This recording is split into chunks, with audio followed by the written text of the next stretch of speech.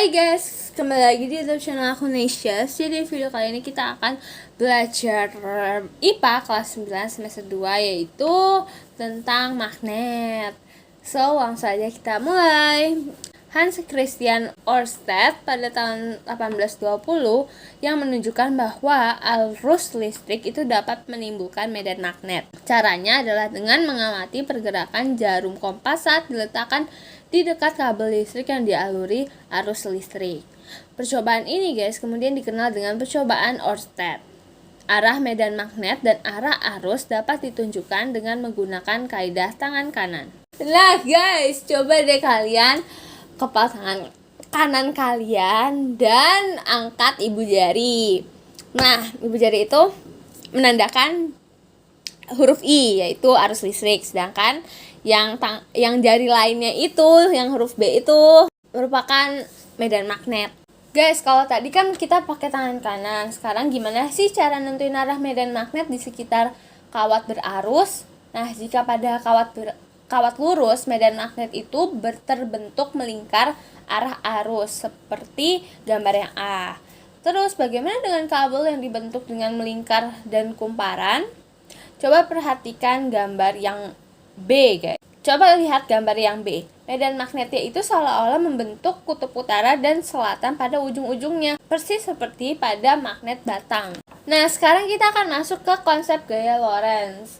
Rumusnya F sama dengan B kali I kali L.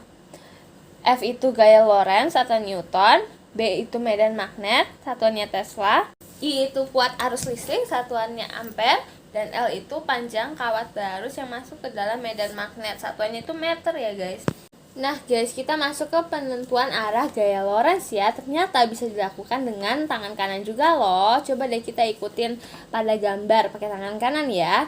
Jari jempol itu merupakan arus listrik, telunjuk itu merupakan medan magnet, dan dari tengah itu adalah gaya. Kita masuk ke contoh soalnya ya. Sebuah kawat tembaga sepanjang 10 meter dialiri arus listrik sebesar 5 mA.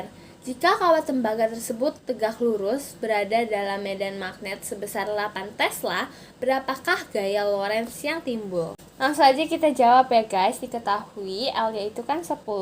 Nah, I-nya itu kan 5 mA. Jadi kita ubah aja ya guys, jadi 0,005 ampere. Dan B-nya itu 8 Tesla. Yang ditanya, gaya Lorentz atau F-nya. Kita langsung jawab deh. F sama dengan Bill. Sama dengan 8 dikali 0,005 dikali 10. Sama dengan 0,4 Newton. Contoh berikutnya, jika gaya Lorentz yang ditimbulkan oleh kawat tembaga sepanjang 2 meter dan dialiri arus listrik sebesar 2 mA adalah 12 Newton, maka berapakah besar medan magnetnya yang melingkupi kawat tembaga tersebut? Kita langsung jawab ya guys. Diketahui L-nya itu 2 meter, terus I-nya itu sama dengan 2 mA. Kita ubah jadi ampere, jadi 0,002. Terus F itu 12 Newton. Yang ditanyakan medan magnetnya. Berarti F, kita tulis dulu rumusnya, F sama dengan BIL. B sama dengan F dibagi I kali L sama dengan 12 Newton bagi 2 kali 10 pangkat negatif 3. Hasilnya adalah 3 kali 10 pangkat 3 Tesla.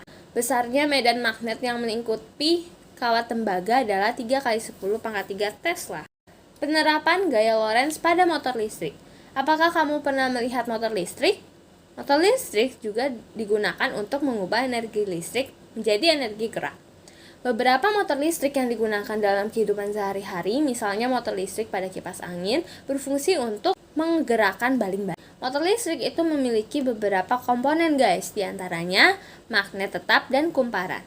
Jika ada arus listrik yang mengalir pada kumparan yang terletak dalam medan magnet, maka kumparan tersebut akan mengalami gaya Lorentz, sehingga kumparan akan berputar. Agar kumparannya itu dapat berputar dengan stabil, maka kumparan dibuat seperti gambar ini, yang tiap-tiap ujungnya itu dibentuk melingkar. Sekarang kita masuk ke induksi elektromagnetik. Kita udah mendiskusikan ya guys tentang beberapa fenomena yang berkaitan dengan listrik dan magnet. Misalnya, di sekitar kawat berarus listrik terjadi medan magnet atau induksi magnetik. Jika kamu ingat tentang kegiatan untuk memahami gaya Lorentz, tentunya kamu ingat bahwa ada gaya yang dapat terjadi pada arus listrik di sekitar medan magnet. Pembahasan lebih lanjut tentang elektromagnetik dilakukan dengan membahas konsep perubahan medan magnet dapat menghasilkan listrik yang disebut induksi elektromagnetik. Kita akan bahas penerapan induksi elektromagnetik. Yang pertama itu ada generator ya guys. Generator itu alat yang digunakan untuk mengubah energi gerak kinetik menjadi energi listrik. Energi gerak yang dimiliki generator dapat diperoleh dari berbagai sumber energi alternatif, misalnya dari energi angin, energi air, dan sebagainya. Generator dibedakan menjadi generator AC dan generator DC. Generator AC itu dapat menghasilkan arus listrik yang bolak-balik dengan cara menggunakan cincin ganda, sedangkan generator DC dapat menghasilkan arus listrik searah dengan cara menggunakan komutator. Yang kedua ada dinamo AC/DC. Dinamo adalah generator yang relatif kecil seperti yang digunakan pada sepeda. Mengapa lampu sepeda kayu dapat menyala meskipun tidak diberi baterai? Lalu mengapa lampu akan semakin terang apabila kita mengayuh pedal sepeda dengan lebih cepat? Ternyata pada sepeda itu terdapat dinamo guys yang berfungsi sebagai sumber energi listrik untuk menyalakan lampu. Dinamo adalah alat yang berfungsi untuk mengubah energi gerak menjadi listrik. Cara kerja dinamo dan generator itu hampir sama, termasuk penggunaan satu cincin yang dibelah menjadi dua atau komutator pada dinamo DC dan cincin ganda pada dinamo AC. Perbedaan dinamo dengan generator terletak pada dua komponen utama dinamo, yaitu rotor bagian yang bergerak dan stator bagian yang diam.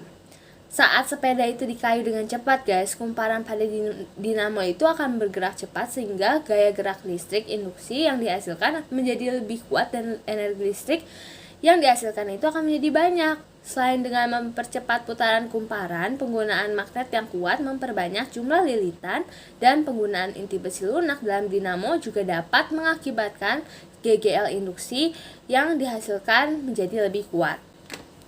Ini ya gambar dinamo guys. Masih ingatkah kamu bahwa sebelum dialirkan ke rumah-rumah penduduk, tegangan listrik dari PLN itu harus diturunkan? Lalu bagaimana sih cara menurunkan atau menaikkan tegangan listrik? Salah satunya adalah dengan cara menggunakan transformator. Berdasarkan penggunaannya, transformator itu dibagi menjadi dua jenis, yaitu transformator step down dan transformator step up. Transformator step down berfungsi untuk menurunkan tegangan listrik, sedangkan transformator step up berfungsi untuk menaikkan tegangan listrik. Nah, coba perhatikan, ini adalah gambar transformator step up dan juga transformator step down ya guys. Ayo, apa bedanya? Transformator pada dasarnya itu terdiri atas lilitan primer dan lilitan sekunder yang dihubungkan dengan menggunakan inti besi. Lilitan primer yang mendapatkan tegangan AC akan menginduksi lilitan sekunder. Perubahan arah arus AC membuat medan magnet yang terbentuk berubah-ubah sehingga menghasilkan tegangan AC pada ujung-ujung kumparan sekunder. Inti besi digunakan dengan tujuan untuk memperkuat medan magnet yang dihasilkan. Besar kecilnya tegangan keluaran yang dihasilkan transformator itu sangat dipengaruhi oleh jumlah lilitan pada kumparan primer dan sekunder. Jika jumlah lilitan primernya itu lebih banyak daripada jumlah lilitan sekunder, maka tegangan pada kumparan sekunder juga akan lebih kecil daripada tegangan pada kumparan primer, dan transformator tersebut akan disebut transformator step down. Namun, jika jumlah lilitan primer itu lebih sedikit daripada jumlah lilitan sekunder, maka tegangan pada kumparan sekunder akan lebih besar daripada tegangan pada kumparan primer, dan transformator tersebut disebut transformator step up. Oke guys, kita masuk ke rumusnya ya. Pada transformator ideal, energi listrik yang masuk ke dalam kumparan primer akan dipindahkan seluruhnya ke dalam kumparan sekunder. Hal ini mengakibatkan besar efisiensi transformator menjadi 100% atau secara sistematis dituliskan sebagai berikut. WP sama dengan WS. VP dikali IP dikali T sama dengan VS dikali IS dikali T. VP dibagi VS sama dengan IS dibagi IP. Maka IS per IP sama dengan VP per VS sama dengan NP per Ns. W itu adalah energi satuannya joule. Is adalah arus listrik satuannya ampere. N adalah lilitan. V adalah tegangan satuannya volt. Pada kenyataannya, tidak pernah dapat dibuat transformator dengan efisiensi sebesar 100% atau ideal. Karena biasanya, sebagian energi listrik yang masuk ke dalam kumparan primer akan diubah menjadi kalor. Perubahan energi listrik menjadi kalor ini salah satunya disebabkan oleh adanya arus eddy pada inti besinya. Ini dia perhitungan efisiensi trafo yang tidak ideal dapat dilakukan menggunakan rumus Pout dibagi Pin dikali 100%. Pout itu daya listrik pada kumparan sekunder, Pin itu daya listrik pada kumparan primer. Rumus P itu V dikali I ya guys. Kita masuk ke contoh soalnya ya guys. Sebuah transformator memiliki 300 lilitan primer dan 30 lilitan sekunder. Diketahui tegangan pada lilitan primer adalah 220 volt. Tentukan A. Tentukan besar tegangan pada lilitan sekunder. B. Jika arus listrik yang mengalir pada lilitan primer sebesar 0,5 mA, berapakah arus listrik yang mengalir pada lilitan sekunder? C. Tentukan efisiensi transformator. D. Tentukan jenis transformator. Kita langsung jawab mulai dari yang tegangan sekunder ya guys. Ini dicari Vs-nya. Kita tulis NP per Ns sama dengan Vp per Vs. Dimasukin deh. NP itu 300 per 30 sama dengan 220 per Vs. Terus kita kali silang, jadinya Vs sama dengan 220 V dikali 30 dibagi 300. Hasilnya adalah 22 volt. Berikutnya kita mencari arus sekunder atau IS. Dengan rumus NP dibagi NS sama dengan IS dibagi IP. 300 per 30 sama dengan IS per 0,5 mA. IS sama dengan 300 dikali 0,5 dibagi 30. Hasilnya adalah 5 mA.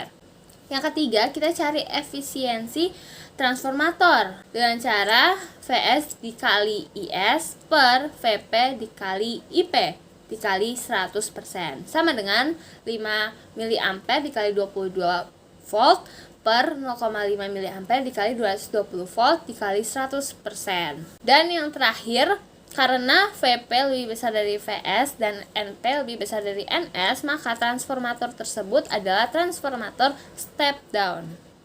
Oke guys, segitu dulu video aku kali ini. Terima kasih sudah menonton. Jangan lupa untuk di like, comment, share, subscribe, and see you guys in the next video. Bye bye.